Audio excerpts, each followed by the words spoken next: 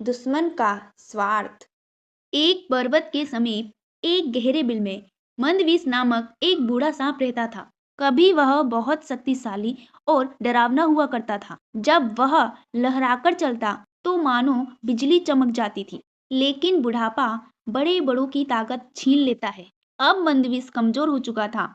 उसके 20 दंत हिलने लगे थे और फूंक काटते हुए ही उसकी सांस फूल जाती थी। जो चूहे कभी उसके साय से डरते थे, वे अब उसके शरीर पर चढ़कर उसे चिढ़ाते हुए निकल जाते थे। भूख से परेशान मंदवीस दिन रात यही सोचता रहता था, बिना मेहनत भोजन कैसे मिले। एक दिन उसे एक चाल सूझी। वह एक सरोवर की ओर चला जहाँ मेंढकों की भरमार थी और उन्हीं का राज था। वहाँ एक पत्थर पर मेंढकों का राजा बैठा था। मंदवीस ने सिर झुकाकर कहा, महाराज की जय हो। मेंढक राज चौंका, तुम हमारे शत्रु? आज यह विनम्रता क्यों? मंदवीस बोला, राजन, मैं अपने पाप धोना चाहता हूँ।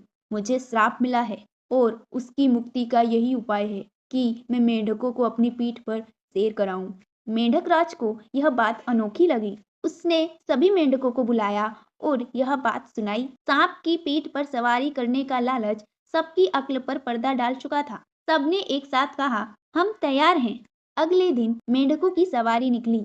मंदवीस की पीठ पर कई मेंढक बैठे। सबसे आगे राजा था।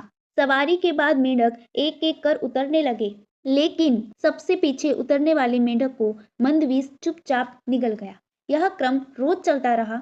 सरोवर में मेंढक कम होते गए, पर किसी को कुछ समझ नहीं आया। जब मेंढक राज ने चिंता जताई तो मंदवीस बोला, राजन, आपकी कीर्ति फैलाने मेंढक दूसरे सरोवर में जा रहे हैं। यह सुनकर राजा गर्व से भर गया। आखिर वह दिन आया जब सरोवर में केवल मेंढक राज ही बचा। अकेला राजा बोला, अब मैं अकेला कैसे रहूंगा? मंदवीस मुस्कुराया, राजन, मैं आपका अकेलापन अभी दूर करता हूँ। और अगले ही पल उसने मेंढक राज को भी निगल लिया। दोस्तों, इस कहानी से हमें यह सीख मिलती है कि शत्रु की मीठी बातों पर विश्वास करना अपनी मौत को दावत देना है।